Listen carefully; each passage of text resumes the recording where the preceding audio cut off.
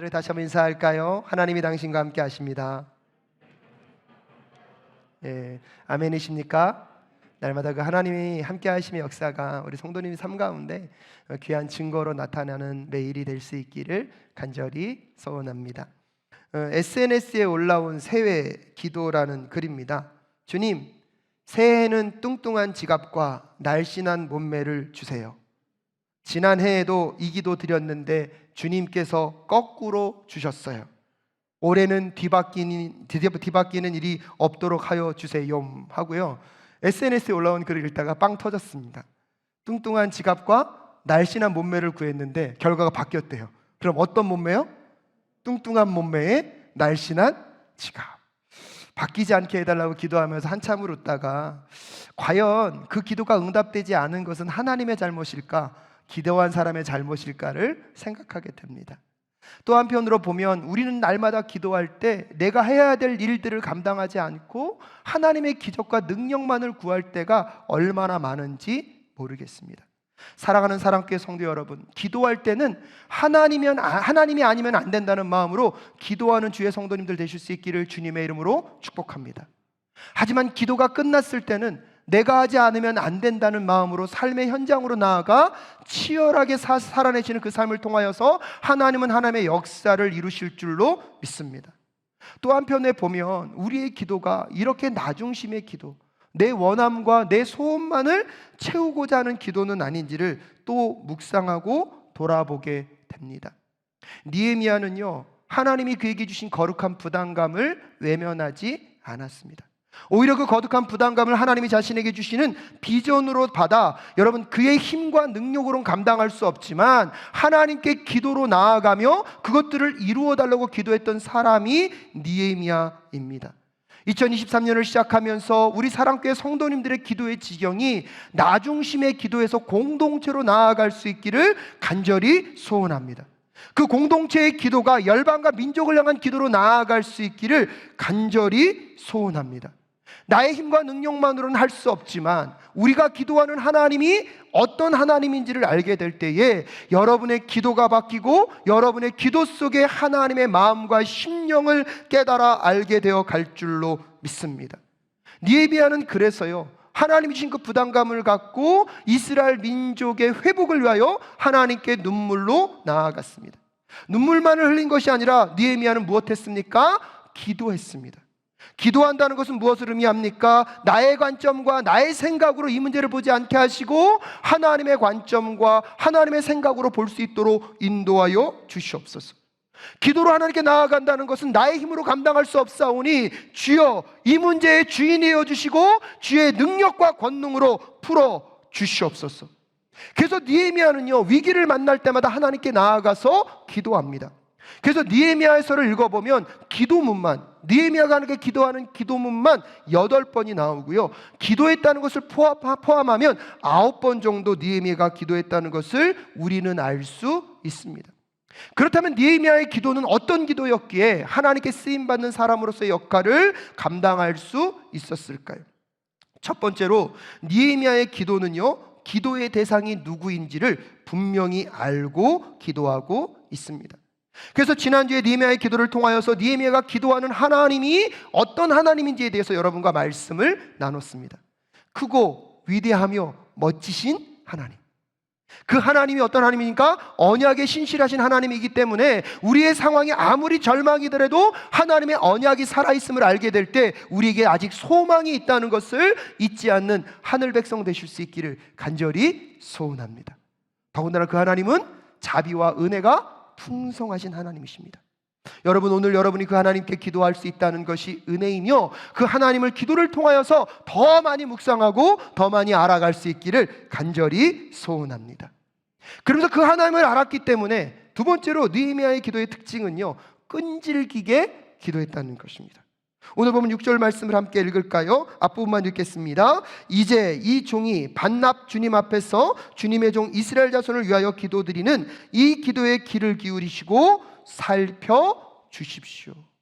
느헤미야가 어떻게 기도하고 있습니까? 밤낮 주를 위하여 기도하고 있습니다. 밤낮 주를 위하여 기도했다는 것은 느헤미야가 끊임없이 지속적으로 기도했다는 것입니다. 여러분, 어떤 일을 지속적으로 할 수 있다는 것은요, 그 일에 관심과 사랑이 있다는 반증입니다. 의지와 힘만으로 기도할 수 있는 건 누구나 한 번은 할 수 있을 것입니다. 하지만 그것이 오랜 기간 밤낮으로 기도할 수 있는 것은 그것에 대한 관심과 사랑이 있지 않고서는 불가능한 일입니다. 느헤미야는 하나님이 주신 그 거룩한 부담감을 갖고 그의 관심이 항상 저 예루살렘에 있는 그의 민족에게 있었습니다. 그 민족의 성벽이 무너짐으로 인하여서 고통과 고난 가운데 있다는 소식을 듣자 느헤미야는 눈물로 반응하고 있고요, 눈물로 반응할 뿐만 아니라 하나님께 나와 눈물로 기도하며 그 기도가 일시적인 기도가 아니라 어떤 기도임을요? 지속적인 기도임을 우리에게 알려주고 있습니다. 지속적으로 기도하고 있다는 것, 느헤미야가 얼마나 이 일에 관심과 사랑을 갖고 있는지를 또 우리에게 알려주고 있는 것입니다. 사랑하는 여러분, 여러분의 관심과 사랑은 어디에 있습니까? 그것은 말로 되는 것이 아닙니다. 내가 얼마나 꾸준히 그 일을 감당하고 있느냐가 여러분의 사랑의 결과가 될 줄로 믿습니다. 그렇기 때문에 내가 무언가를 사랑한다는 것, 내가 관심이 있다는 것, 그것은 시간으로 증명되어야 된다는 사실을 기억할 필요가 있습니다. 그래서 저는요, 어떠한 일을 오랜 기간 동안 해온 분들을 참 존중하고 존경하고 싶습니다. 사랑교회가 올해로 40년이 됐습니다. 40년의 기간 동안 한결같이 사랑교회를 섬겨오신 사랑교회 성도님들의 기도와 헌신이 하나님의 교회를 여기까지 인도하셨는 줄로 믿습니다. 그것은 여러분의 사랑이고 여러분의 관심이었던 것 같습니다. 제가요, 담임 목회를 해보다 보니까 지금은요, 담임 목회 10년, 20년, 30년 했다는 분들은요, 크기에 상관없이 무조건 존경하고 싶습니다. 여러분, 그 시간을 버틴겨냈다는 것, 그 시간을 지나갔다는 것은요, 무엇을 의미하는 겁니까? 그 교회를 향한 사랑과 관심의 증명이라는 것을 요즘은 더 깊이 뼈저리게 느끼게 됩니다. 또한 여러분, 무언가를 지속적으로 감당할 수 있다는 두 번째 이유는 뭐냐면, 이 기도가 하나님이 아니고서는 감당할 수 없는 것임을 느헤미야는 알았기 때문입니다.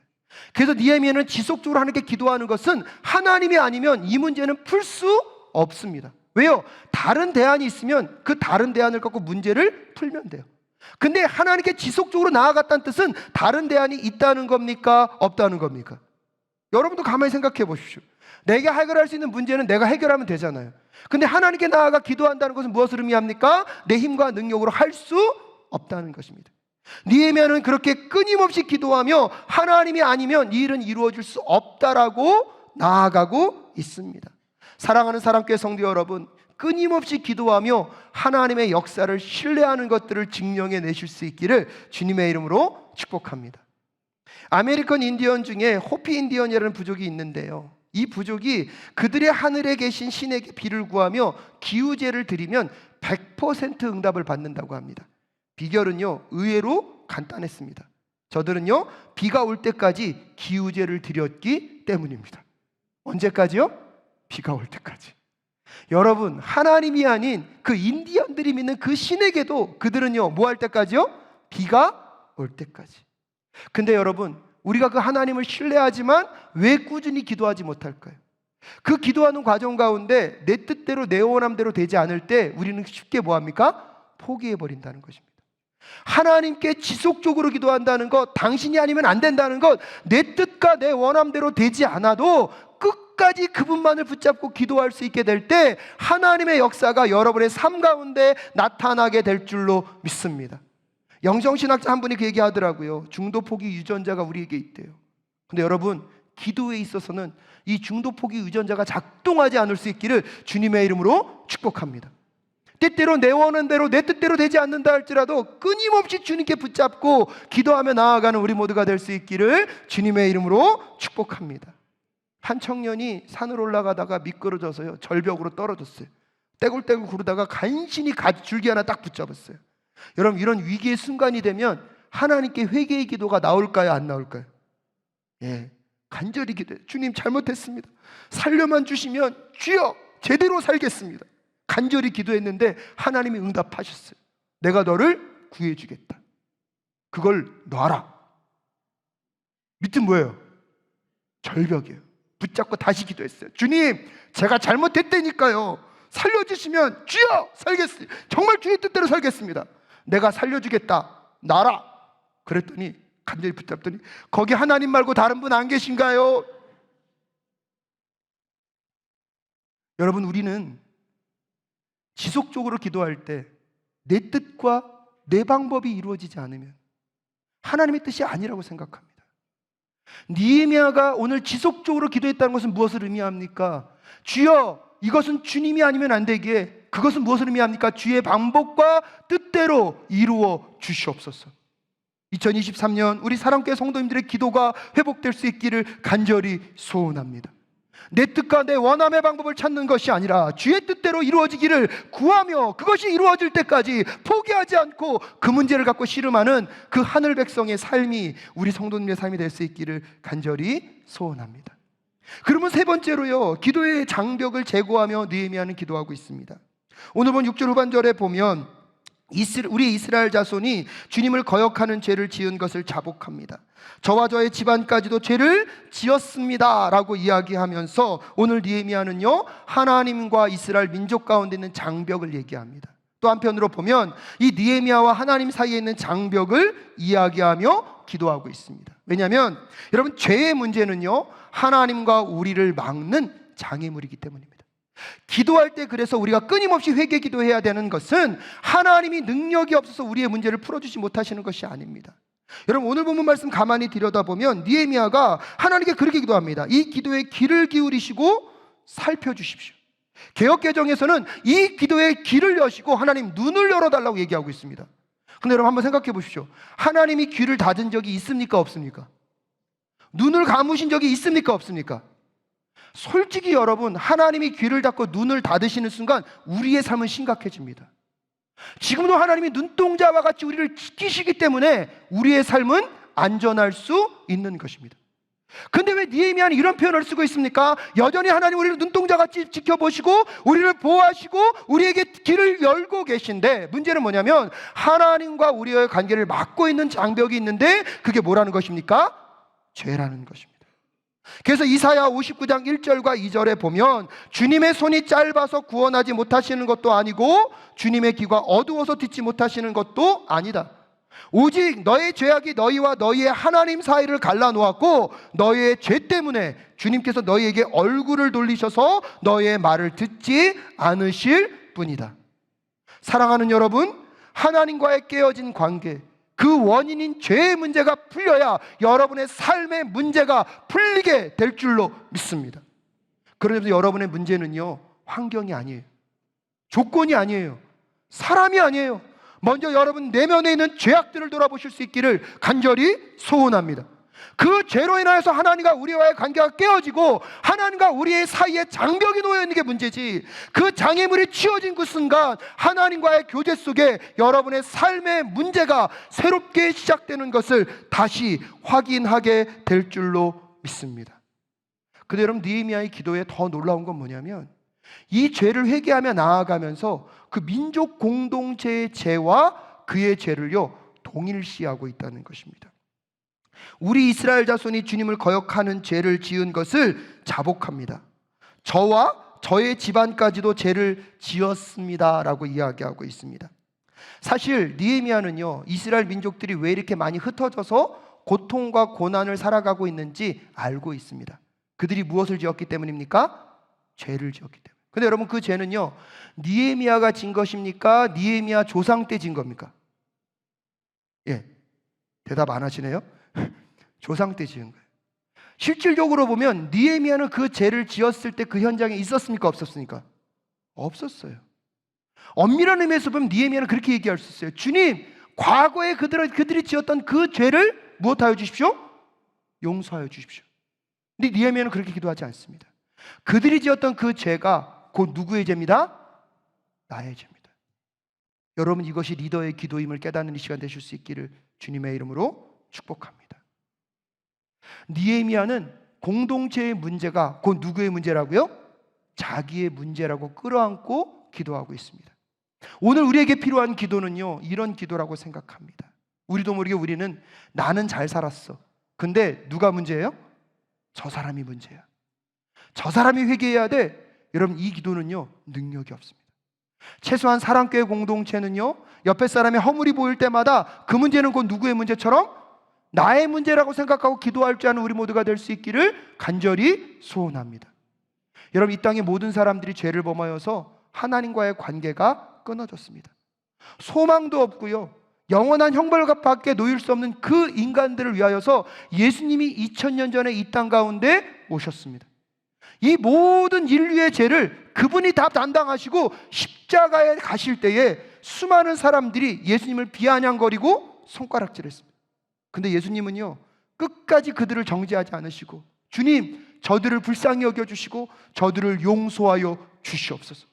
저들이 알지 못해서 그렇습니다. 여러분, 그 예수 그리스도의 긍휼과 사랑이 있기에 오늘 우리에게 구원의 은총이 있는 줄로 믿습니다.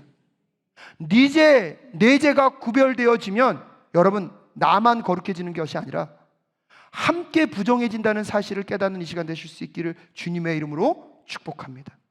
그러게 공동체 안의 죄악들을 여러분, 내 것처럼 품어내며 기도할 줄 아는 우리 사랑교회 성도들 되실 수 있기를 간절히 소원합니다. 2023년 우리 사랑교회가 이 땅 가운데 그 무너진 하나님의 성벽, 교회의 권위와 교회의 명예가 회복되어져 가는 과정 가운데 쓰임받기를 간절히 소원합니다. 제가 봐도 우리 사랑교회 참 감사한 것은 지난 40년 동안 그래도 건강한 교회로 여기까지 올 수 있도록 함께 마음 써주셔서 주님 감사합니다. 하지만 여러분, 다른 교회가 욕먹는 것이 이제 우리랑 구별되는 것이 아니라 세상의 교회가 손가락질 받고 교회가 수치를 당할 때 주님, 저 수치 우리의 것입니다. 주님, 저 잘못 우리의 잘못이오니 주여 용서하여 주시옵소서. 그래서 우리 사랑교회가 한국교회를 향하여서 함께 눈물을 흘리고 함께 아파하고 함께 고통을 당하며 이 어려움과 힘겨움을 같이 이겨내며 나아가는 우리 모두가 될 수 있기를 주님의 이름으로 축복합니다. 여러분, 우리 사랑교회 엘리베이터 증축을 위해서 이제 작정하길 원합니다. 여러분, 엘리베이터가 필요한 이유가 있습니다. 여러분, 곳곳에 보시면 엘리베이터가 없으므로 고통받고 어려움과 불편함 가운데 놓여 있는 분들이 있습니다. 주님, 이제 그분들의 불편이 나의 불편 될 수 있도록 주님 도와 주시옵소서.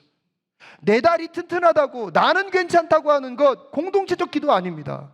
내 다리가 튼튼해도 주님이 튼튼한 다리로 다른 누군가의 다리가 될 수 있도록 주님 도와 주시옵소서. 3층까지 그 어린아이를 갖고 올라가는 여러분, 그 엄마의 그 무거운 손이 누군가는 되어줘야 되지 않겠습니까? 그것뿐이겠습니까? 우리 사랑교회 공동체 안에 또 고통과 어려움 가운데 놓여있는 분들, 절망 가운데 놓여있는 분들, 하나님 그 절망과 고통 나의 것이 될 수 있도록 도와주시옵소서. 느헤미야의 그 공동체적 기도가 회복되어져 가는 2023년 될 수 있기를 간절히 소원합니다. 네 번째로 느헤미야는요, 하나님의 언약을 의지하며 기도하였던 사람입니다. 이스라엘 백성들이 약속을 지키지 않아 이렇게 흩어지게 되었다는 것을 느헤미야는 알고 있습니다. 근데 신기한 건요, 그 저주와 형벌이 느헤미야에게는 무슨 증명이 되었냐면 하나님은 정말로 약속에 신실한 분이구나. 왜냐하면 여러분, 오늘 보면 7절, 8절, 9절에 보면 신명기에서 하나님이 이스라엘과 약속하셨거든요. 너희들이 내 계명을 잘 지키면 내가 너희들에게 복을 주고, 너희들이 내 계명을 지키지 않으면 내가 너희들에게 무엇을 주겠다? 징벌을 주겠다. 이스라엘 민족들이 흩어진 이유가 무엇입니까? 하나님 앞에 범죄했기 때문입니다.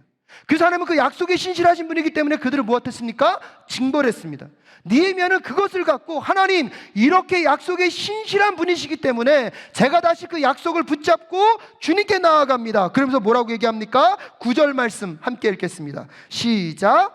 우리가 주님께로 돌아와서 주님의 계명을 지키고 실천하면 쫓겨난 우리가 하늘 끝에 가 있을지라도 주님께서 거기에서 우리를 한데 모아서 주님의 이름을 두려고 택한 곳으로 돌아가게 하겠다고 하신 그 말씀을 이제 기억하여 주십시오 라고 이야기하면서 이제 반전의 기도를 드리고 있습니다. 우리가 범죄하여 그 신실하신 하나님이 우리 민족을 벌하여 흩으셨다면, 주님, 이제 우리가 다시 주의 말씀 앞에 서겠사오니 저 땅끝까지 가 있는 그들을 다시 돌아오게 하시는 하나님이 우리 하나님이신 줄로 믿습니다. 그래서 느헤미야는요, 하나님께 그 약속을 갖고 기도하고 있는 것입니다. 이 약속 가운데 하나님의 신실하심 때문에 하나님을 반박할 수 없기 때문에, 사랑하는 사랑교회 성도 여러분, 여러분의 삶이 어떠한 절망과 저 하늘 끝에 가 있는 나락에 서 있다 할지라도 거기서부터 다시 하나님의 약속과 언약이 살아있음을 꼭 기억하실 수 있기를 주님의 이름으로 축복합니다. 죽을 것 같고 끝장난 것 같지만 아니요, 거기서 다시 그 약속을 붙잡고 주의 말씀 앞으로 나아오게 될 때에 그 땅 끝으로부터 회복시켜 오실 하나님의 역사가 여러분의 삶 가운데 반드시 이루어질 줄로 믿습니다. 디모데후서 2장 13절 말씀에 우리는 신실하지 못하더라도 그분은 언제나 신실하십니다. 그분은 자기를 부인할 수 없으시기 때문입니다라고 이미 사도 바울이 이야기하고 있습니다. 그 신실한 하나님께 나아가 여러분 그 약속을 붙잡고 기도하는 우리 성도님들의 삶 속에 하나님의 함께 하심의 역사가 자리할 수 있기를 간절히 소원합니다. 그러면서 다섯 번째로요, 느헤미야는요 구체적으로 구해야 할 것이 무엇인지를 알면서 기도했습니다. 오늘 11절에 보면 주님, 종의 간구를 들어주십시오. 주님의 이름을 진심으로 두려워하는 주님의 종들의 간구에 귀를 기울여 주십시오. 이제 주님의 종이 하는 모든 일을 형통하게 하여 주시고 왕에게 자비를 입게 하여 주십시오라고 기도하고 있습니다. 이제 비로소 느헤미야가 이 일을 감당함에 있어서 가장 중요한 한 가지를 구하고 있는데 그 한 가지가 무엇입니까? 왕에게 자비를 입게 해달라는 것입니다. 여러분, 느헤미야가 가장 가까이서 섬겼던 왕이 누구입니까? 이 아닥사스다 왕입니다. 술 맡은 관원장이기 때문에 왕과 평소에도 대화하기가 너무 좋았던 직분 자체가 술 맡은 관원장이고요, 때때로 왕이 자기의 정치나 인간의 개인적인 문제를 물어봤을 때 대화할 수 있는 관계가 이 술 맡은 관원장입니다. 그러면 이 술 맡은 관원장이 왕에게 부탁하는 것이 쉬울까요? 어려울까요? 인간적으로 보면 어렵지 않아요. 그럼 여러분, 한 민족을 회복시키는데 기도 제목이 그것밖에 없을까요? 저는 이걸 묵상하면서 그 문제는 이 느헤미야가 평소에도 할 수 있었던 일인데 왜 느헤미야는 이 문제를 구하고 있을까? 그 이유는 뭐냐면, 여러분 이 역사적 배경을 좀 아실 필요가 있습니다. 사실 페르시아라는 지역이 여기 있고요, 그 다음에 예루살렘이 여기 있습니다. 그 다음에 이 밑에는 어떤 나라가 있냐면 이집트라는 나라가 있습니다. 그 당시는 이 페르시아가 강대국이었고 이 예루살렘과 이집트는 속국이었어요. 근데 여러분도 잘 아시다시피 이집트는 원래 작은 나라였습니까? 큰 나라였습니까? 큰 제국이었단 말이에요. 그러니까 이 페르시아에 끊임없이 반역을 행하는 나라가 있었는데 그 나라가 어떤 나라입니까? 이 이집트라는 나라예요. 이 아닥사스다 왕이 되었을 때도 이 이집트가 한번 반역을 일으킵니다. 그래서 이 아닥사스다 왕이 가서 한번 징벌한 적이 있어요. 그러면 정치적인 이슈로 이 이집트는요 굉장히 민감한 지역이에요. 근데 이 이집트와 페르시아를 연결하는 나라가 있는데 그 나라가 어떤 나라예요? 예루살렘이에요. 즉 예루살렘이 어떠한 정치적 성향을 보여주느냐에 따라서 페르시아가 안전할 수도 있고 이 이집트와 연합하여서 이 페르시아의 위협적인 존재가 될 수 있습니다. 그래서 여러분 이 예루살렘의 1차, 2차, 3차 귀환이 이루어질 때 1차 귀환으로 뭐가 세워졌다고요? 성전이 세워지고요, 2차 에스라의 귀환으로 인하여서 영적 재건이 이루어지고요, 3차 느헤미야를 통해서 뭐가 재건이 됩니까? 성벽이 재건이 됩니다. 근데 이 느헤미야가 성벽을 재건하기 전에 이미 이 지역 안에서 성벽 재건과 성읍 재건의 운동이 있었어요. 근데 이 정치적 민감한 사항을 아는 그 이방 사람들이 아닥사스다 왕에게 조서를 보냅니다. 이 이스라엘 사람들이 성읍을 재건하려고 합니다. 이것이 재건되면 이들이 마음을 바꿔서 이집트나 주변국들과 연합하면 누구에게 해가 됩니까? 페르시아 왕에게 해가 되니까 이것을 금지해달라는 조서를 끊임없이 올립니다. 그게요 에스라 4장 23절에 보면 이렇게 나와 있습니다. 르훔과 심세 서기관과 동료 관리들은 아닥사스다 왕의 편지를 읽고 곧 예루살렘으로 올라가서 유다 사람들이 일을 하지 못하게 무력을 써서 막았다는 기록이 있어요. 이미 아닥사스다 왕이 이 성벽과 성읍 재건에 대해서 반대한 적이 있습니까? 없습니까? 있다는 거예요. 그걸 누가 알고 있습니까? 느헤미야가 알고 있습니다. 그렇기 때문에 여러분 한 나라의 왕이 명령한 것을 뒤집는 것은 쉽지 않은 문제입니다. 또한 이 예루살렘의 성벽 재건이 정치적 이슈로 얼마나 민감한 사항인지를 누구는 알고 있는 것입니까? 느헤미야는 알고 있는 것입니다. 기도하는 사람이었지만 정치와 경제와 사회 전반적인 문화의 역학관계를 꿰뚫고 있었던 느헤미야는 가장 시급하고 가장 중요한 문제가 누구의 허락을 받는 것임을, 아닥사스다 왕의 허락을 받는 것임을 알고 있고요, 하나님께 그 필요를 아뢰을 때에 가장 현실적으로 필요한 것들을 이야기할 수 있었던 느헤미야가 기도의 사람이라는 사실은 우리에게 오늘 어떤 도전을 주고 있습니까? 근데 여러분, 이런 정치적인 경제 문화적인 상황을 알면 지금 느헤미야가 하고자 하는 그 일은요, 한 사람이 할 수 있는 일입니까? 더군다나 더 놀라운 일은 뭔지 아십니까? 이 느헤미야는요, 제사장도 아니에요, 서기관도 아니에요. 그냥 뭐예요? 성도예요. 근데 그 한 사람의 성도가 하나님의 비전을 받고 하나님께 기도하게 될 때에 민족이 회복되는 놀라운 역사가 이루어지게 됩니다. 근데 그게 왜 가능한지 아십니까? 느헤미야가 믿고 있는 하나님이 있어요. 그 하나님이 어떤 하나님이시냐면 10절의 하나님이에요. 우리 10절 함께 읽고 마무리 짓겠습니다. 10절 읽겠습니다. 함께 읽겠습니다. 시작. 이들은 주님께서 크신 힘과 강한 팔로 건져내신 주님의 종이며 주님의 백성입니다. 느헤미야가 뭘 얘기하고 있습니까? 하나님, 언제나 구해주셨잖아요. 우리가 죄를 저지를 때에도 우리를 구속하여 주신 하나님이 우리 하나님이시잖아요. 느헤미야는 지금도 하나님의 마음을 알고 있습니다. 하나님의 마음은 죽이는 것에 있지 않고 살리는 것에 있는 줄로 믿으십니까? 하나님의 마음은 지금도 멸망이 아니라 회복에 있음을 여러분 믿으십니까?